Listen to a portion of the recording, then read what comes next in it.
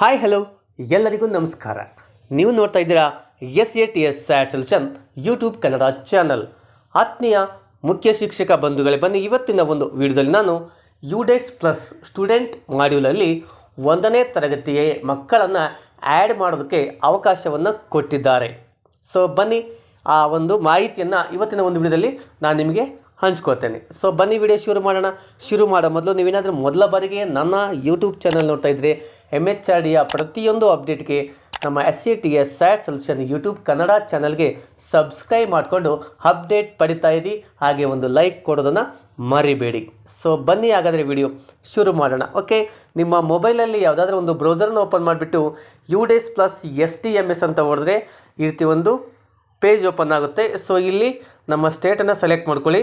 ಸ್ಟೇಟನ್ನು select ಮಾಡಿಕೊಂಡು ಗೋ ಮೇಲೆ click ಮಾಡಿ ಇಲ್ಲಿ ಯೂಸರ್ ID ನಮ್ಮ ಡೈಸ್ ಕೋಡು ಪಾಸ್ವರ್ಡನ್ನು ಹಾಕಿ ಎಂಟರ್ ಕ್ಯಾಪ್ಚಾವನ್ನು ಹಾಕಿ ಲಾಗಿನ್ ಮೇಲೆ ಕ್ಲಿಕ್ ಮಾಡ್ಕೊಳ್ಳಿ.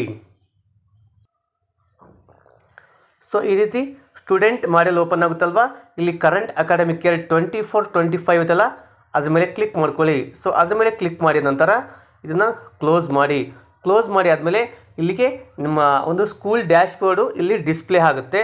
ಹಾಗೆ ಇಲ್ಲಿ ಸ್ಕ್ರಾಲ್ ಮಾಡ್ತಾ ಬಂದಾಗ ಇಲ್ಲಿ ನೋಡ್ಬೋದು ಫಸ್ಟ್ ಸ್ಟ್ಯಾಂಡರ್ಡ್ ಕಾಲಮಲ್ಲಿ ಅಲ್ಲಿ 0 ತೋರಿಸ್ತಾ ಇದೆ. ಅಂದರೆ ಇದುವರೆಗೂ ನಮ್ಮ ಮಕ್ಕಳನ್ನ ಆ್ಯಡ್ ಮಾಡಿಲ್ಲ, ಯಾಕಂದರೆ ಅವಕಾಶ ಕೊಟ್ಟಿರಲಿಲ್ಲ. ಈಗ ಕೊಟ್ಟಿದ್ದಾರೆ. ಆ್ಯಕ್ಷನ್ ಕಾಲಮಲ್ಲಿ ನೋಡ್ಬೋದು ಆ್ಯಡ್ ಸ್ಟೂಡೆಂಟ್ ಅಂತ ಒಂದು ಆಪ್ಷನ್ ಇದೆ. ಸೊ ಈಗ ನಾವು ಆ್ಯಡ್ ಸ್ಟೂಡೆಂಟ್ ಮೇಲೆ ಕ್ಲಿಕ್ ಮಾಡಿದರೆ ನಮಗೆ ಜನರಲ್ ಪ್ರೊಫೈಲ್ ಅಂತ ಒಂದು ನೆಕ್ಸ್ಟ್ ಪೇಜ್ ಓಪನ್ ಆಗುತ್ತೆ. ಇಲ್ಲಿ ನಾವೇನೆಲ್ಲ ಮಾಹಿತಿನ ಎಂಟ್ರಿ ಮಾಡ್ಬೋದು ಅಂತಂದರೆ students name as per school record, ಶಾಲಾ ದಾಖಲಾತಿ ಪ್ರಕಾರ ಇಲ್ಲಿ ಮಗುವಿನ ಹೆಸರನ್ನು ನಮೂದಿಸಿ. ನೆಕ್ಸ್ಟ್ ಜೆಂಡರನ್ನು ಸೆಲೆಕ್ಟ್ ಮಾಡಿ. ಅದಾದ ನಂತರ ಡೇಟ್ ಆಫ್ ಬರ್ತ್, ಮಗುವಿನ ಒಂದು ಜನ್ಮ ದಿನಾಂಕವನ್ನು ಇಲ್ಲಿ ಟೈಪ್ ಮಾಡಿ. ಅದಾದ ನಂತರ ಸ್ಟೂಡೆಂಟ್ ಸ್ಟೇಟ್ ಕೋಡು ಅಂದರೆ ನಮ್ಮ SATS ನಂಬರನ್ನು ಹಾಕಬೇಕು. ಇದು ಆಪ್ಷನಲ್ ಆದರೂ ಕೂಡ ನೀವು ಕಡ್ಡಾಯವಾಗಿ ಹಾಕಿ. ಮದರ್ಸ್ ನೇಮ್, ಮಗುವಿನ ತಾಯಿಯ ಹೆಸರನ್ನು ಹಾಕಿ. ಫಾದರ್ಸ್ ನೇಮ್, ಮಗುವಿನ ತಂದೆಯ ಹೆಸರನ್ನು ಹಾಕಿ. ಗಾರ್ಡಿಯನ್ಸ್ ನೇಮ್, ಆ ಮಗು ಏನಾದರೂ ತಂದೆ ತಾಯಿ ಇಲ್ಲದ ಸಂದರ್ಭದಲ್ಲಿ ಗಾರ್ಡಿಯನ್ಸ್ ಏನಾದರೂ ಇದ್ದರೆ ಆ ಗಾರ್ಡಿಯನ್ಸ್ ನೇಮನ್ನು ಹಾಕಿ. Next Aadhaar number of student, ಮಗುವಿನ ಆಧಾರ್ ಸಂಖ್ಯೆಯನ್ನು ಹಾಕಿ. Number of student as per in Aadhaar card, ಆಧಾರಲ್ಲಿ ಇರುವಂತೆ ಮಗುವಿನ ಹೆಸರನ್ನು ನಮೂದಿಸಿ. ಒಂದು ವೇಳೆ ಮಗುವಿಗೆ ಆಧಾರ್ ಕಾರ್ಡ್ ಇಲ್ಲ ಅಂದರೆ ನೀವು ಆಧಾರ್ ನಂಬರ್ ಜಾಗದಲ್ಲಿ 12 ಟೈಮ್ 999 ಅಂತ ಟೈಪ್ ಮಾಡಿ. ಸೊ ಟೈಪ್ ಮಾಡಿ ಇಲ್ಲಿ ಸೇವ್ ಮೇಲೆ ಕ್ಲಿಕ್ ಮಾಡಿ. ಸೇವ್ ಮೇಲೆ ಕ್ಲಿಕ್ ಮಾಡಿದರೆ ಪಾಪಪ್ ಮೆಸೇಜ್ ಬರುತ್ತೆ, confirm the following details are correct ಅಂತ. ಅಂದರೆ ಇಲ್ಲಿ ಕೊಟ್ಟಿರ್ತಕ್ಕಂಥ ಡೀಟೇಲ್ಸ್ ಕ್ಲಾಸ್ 1 ಆ ಮಗುವಿನ 1ನೇ ತರಗತಿಗೆ ನೀವು ಆ್ಯಡ್ ಮಾಡ್ತಾಯಿದ್ದೀರ ಅಂತ ಟಿಕ್ ಮಾಡಿ. ನೇಮ್ ಆಫ್ ದ ಸ್ಟೂಡೆಂಟ್, ಆ ಮಗುವಿನ ಹೆಸರು ಅಲ್ಲಿ ಡಿಸ್ಪ್ಲೇ ಆಗುತ್ತೆ, ಅದನ್ನ ಒಂದ್ಸರಿ ಚೆಕ್ ಮಾಡಿ ಟಿಕ್ ಮಾಡಿ. Father name, mother name, date of birth, ಇಲ್ಲಿರ್ತಕ್ಕಂಥ ಮಾಹಿತಿನ ಒಂದ್ಸರಿ ಚೆಕ್ ಮಾಡಿ ಅವುಗಳ ಹಿಂದೆ ಇರ್ತಕ್ಕಂಥ ಚೆಕ್ ಬಾಕ್ಸನ್ನು ರೈಟ್ ಮಾಡಿ. The above information can not be changed once it has been confirm ಅಂತ ಇದೆ. ಒಂದ್ಸರಿ ಕನ್ಫರ್ಮ್ ಆದಮೇಲೆ ಮೇಲಿನ ಯಾವುದೇ ಮಾಹಿತಿ ಚೇಂಜ್ ಮಾಡೋದಕ್ಕೆ ಆಗೋಲ್ಲ. ಸೊ ಹಾಗಾಗಿ ನೀವು ಚೆಕ್ ಮಾಡಿ ಕನ್ಫರ್ಮ್ ಕೊಡಿ. ಈಗ ರೀತಿಯ ಒಂದು ನೋಟಿಫಿಕೇಶನ್ ಬರುತ್ತೆ, the student has been initialised or saved successfully, student name, class, section ಅಂತ ಬರುತ್ತೆ. ಓಕೆನಾ. ಈಗ ನೆಕ್ಸ್ಟ್ ನಾವು ಆ್ಯಡ್ ಸ್ಟೂಡೆಂಟ್ ಮೇಲೆ ಒತ್ತಿದರೆ ಮತ್ತೊಬ್ಬ ಮಗುವಿನ ಮಾಹಿತಿನ ಎಂಟ್ರಿ ಮಾಡಬೇಕು. ನೀವು ಎಲ್ಲ ಹೀಗೆ ಪ್ರತಿಯೊಂದು ಮಗುವಿನ 1ನೇ ಕ್ಲಾಸಲ್ಲಿರ್ತಕ್ಕಂಥ ಎಲ್ಲ ಮಕ್ಕಳ ಮಾಹಿತಿನ ಎಂಟ್ರಿ ಮಾಡಿದ ನಂತರ go to new entry list ಅಂತ ಇದೆಯಲ್ಲ ಅಲ್ಲಿ ಮೇಲೆ ಕ್ಲಿಕ್ ಮಾಡಿದರೆ ನೀವೇನು ಎಂಟ್ರಿ ಮಾಡಿರ್ತೀರಲ್ವ ಆ ಮಕ್ಕಳ ಮಾಹಿತಿ ಇಲ್ಲಿ ಡಿಸ್ಪ್ಲೇ ಆಗುತ್ತೆ. ಸೊ ಈಗ ಇಲ್ಲಿ ಲಿಸ್ಟ್ ಡಿಸ್ಪ್ಲೇ ಆಗುತ್ತೆ. ನಾವೀಗೇನು ಮಗುವಿನ ಮಾಹಿತಿನ ಎಂಟ್ರಿ ಮಾಡಿದ್ವಲ್ಲ ಅದು ಫಸ್ಟ್ ಸ್ಟೆಪ್. ಅಲ್ಲಿ ಜಸ್ಟ್ ಬೇಸಿಕ್ ಡೀಟೇಲ್ಸನ್ನು ಎಂಟ್ರಿ ಮಾಡಿದ್ದೇವೆ. ಈಗ ನೆಕ್ಸ್ಟ್ ನಾವು ಎಂಟ್ರಿ ಮಾಡಿ ಆದ ನಂತರ ನಮ್ಮ 1ನೇ ತರಗತಿಯ ಎಲ್ಲ ಮಕ್ಕಳ ಲಿಸ್ಟ್ ಇಲ್ಲಿ ಬರುತ್ತೆ. ನೆಕ್ಸ್ಟ್ ನಾವಿಲ್ಲಿ ಏನು ಮಾಡಬೇಕಪ್ಪ ಅಂದರೆ ಇಲ್ಲಿ ನೋಡ್ಬೋದು, ಇಲ್ಲಿ ಎಂಟ್ರಿ ಸ್ಟೇಟಸ್ ನಾಟ್ ಸ್ಟಾರ್ಟೆಡ್ ಅಂತ ಇದೆ. ಇಲ್ಲಿ GP EP FP ಸದ್ಯಕ್ಕೆ GP ಮಾತ್ರ ಎನೇಬಲ್ ಮಾಡಲಾಗಿದೆ, EP ಮತ್ತು FPನ ಇನ್ನೂ ಎನೇಬಲ್ ಮಾಡಿಲ್ಲ. ಸೊ ನಾವೇನು ಮಾಡಬೇಕು, ಮೊದಲು ನಮ್ಮ 1ನೇ ತರಗತಿಯಲ್ಲಿರ್ತಕ್ಕಂಥ ಎಲ್ಲ ಮಕ್ಕಳನ್ನ ಮೊದಲು ಆ್ಯಡ್ ಮಾಡಬೇಕು.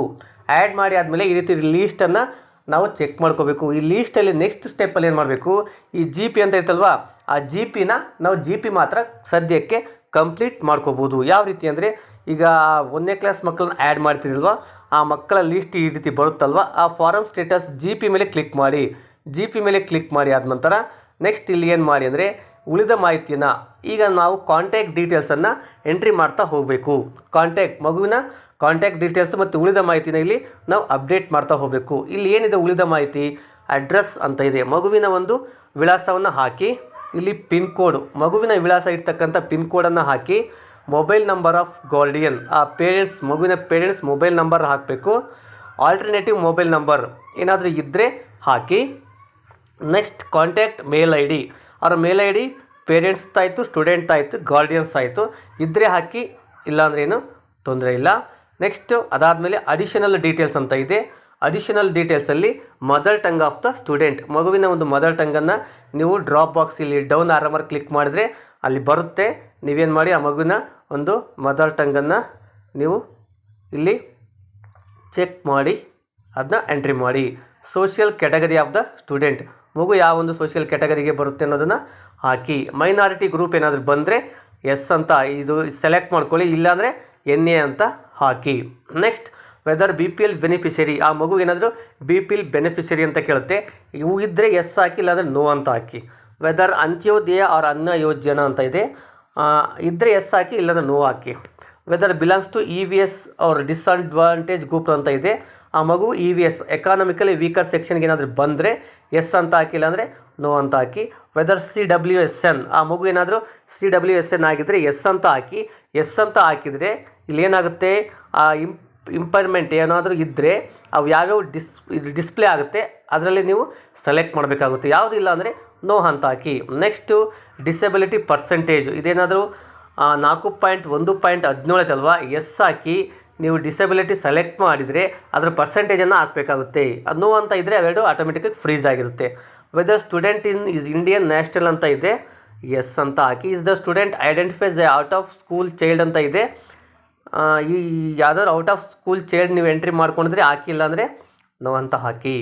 ನೆಕ್ಸ್ಟ್ ನೋ ಅಂತ ಹಾಕಿದ್ರೆ ಇದು ಫ್ರೀಸ್ ಆಗುತ್ತೆ. Blood group of the student ಏನಾದರೂ ಇದ್ದರೆ ಹಾಕಿಲ್ಲ ಅಂದರೆ ಲಾಸ್ಟ್ ಏನಿಲ್ಲ ಅಂಡರ್ ಇನ್ವೆಸ್ಟಿಗೇಷನ್ ಅಂತ ಅದನ್ನು ಹಾಕಿ ಅಪ್ಡೇಟ್ ಮೇಲೆ ನೀವು ಕ್ಲಿಕ್ ಮಾಡಿ.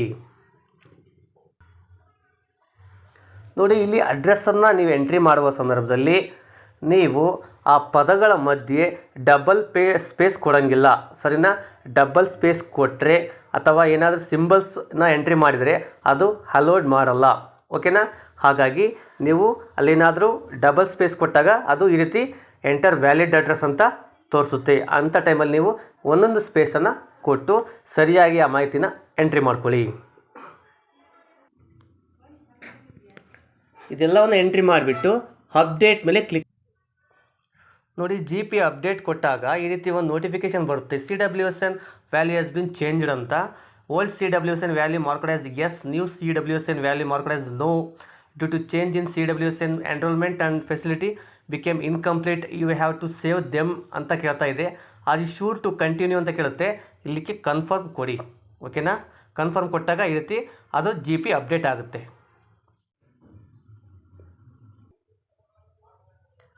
So general data updated successfully ಅಂತ ಬಂತು, ಕ್ಲೋಸ್ ಮೇಲೆ ಕ್ಲಿಕ್ ಮಾಡಿ. ಸೊ ಇಲ್ಲಿಗೆ ಆ ಮಗುವಿನ ಒಂದು ಫಸ್ಟ್ ಸ್ಟ್ಯಾಂಡರ್ಡ್ GP ಅಪ್ಡೇಟ್ ಆಯಿತು. ನೆಕ್ಸ್ಟ್ ಮೇಲೆ ಕ್ಲಿಕ್ ಮಾಡಿದರೆ ಇದಿನ್ನೂ ಅಪ್ಡೇಟ್ ಆಗಿಲ್ಲ. General profile form EP and FP will be activated shortly ಅಂತ ಬಂದೈತೆ. ಸೊ ಫಸ್ಟ್ ಸ್ಟ್ಯಾಂಡರ್ಡ್ ಮಕ್ಕಳಿಗೆ ಸದ್ಯಕ್ಕೆ ನೀವು ಇಷ್ಟನ್ನು ಮಾತ್ರ ಎಂಟ್ರಿ ಮಾಡ್ತಾ ಹೋಗಿ, ಓಕೆನಾ? ಸೊ ಇದಿಷ್ಟು MHRD UDS ಪ್ಲಸ್ಸಲ್ಲಿ ಫಸ್ಟ್ ಸ್ಟ್ಯಾಂಡರ್ಡ್ ಸ್ಟೂಡೆಂಟ್ನ ಯಾವ ರೀತಿ ಅಪ್ಡೇಟ್ ಮಾಡಿ ಅವರ ಒಂದು ಜನರಲ್ ಪ್ರೊಫೈಲ್ನ ಕಂಪ್ಲೀಟ್ ಮಾಡಬೇಕು ಅನ್ನೋದು, ಓಕೆ? ಸೊ ಈ ಒಂದು ಮಾಹಿತಿ ನಿಮಗೆ ಇಷ್ಟ ಆಯಿತು ಅಂದ್ಕೊತೀನಿ. ಇಷ್ಟ ಆಗಿದ್ದರೆ ದಯವಿಟ್ಟು ಒಂದು ಲೈಕ್ ಕೊಡಿ, ಕಮೆಂಟ್ ಮಾಡಿ, ಹಾಗೂ ಇದೇ ರೀತಿಯ ಮಾಹಿತಿಗೆ ನಮ್ಮ SATS SAT solution YouTube Kannada ಚಾನಲ್ಗೆ ಸಬ್ಸ್ಕ್ರೈಬ್ ಮಾಡ್ಕೊಳ್ಳಿ. ಸೊ ಥ್ಯಾಂಕ್ಸ್ ಫಾರ್ ವಾಚಿಂಗ್, ಧನ್ಯವಾದಗಳು.